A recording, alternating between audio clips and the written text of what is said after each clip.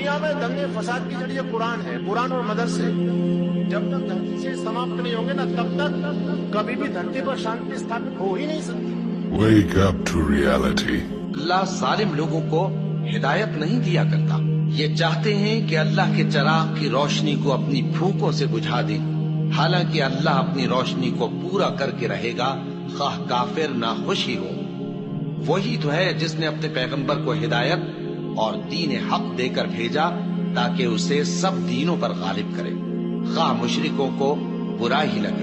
مومنوں، میں تم کو ایسی تجارت بتاؤں جو تمہیں عذاب علیم سے نجات دے؟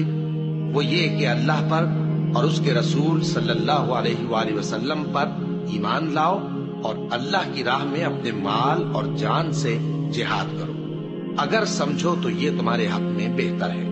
وہ تمہارے گناہ بخش دے گا اور تم کو جنت کے باغوں میں جن کے نیچے نہریں بہ رہی ہیں اور پاکیزہ مکانات میں جو ہمیشہ کی بہشت میں ہیں داخل کرے گا۔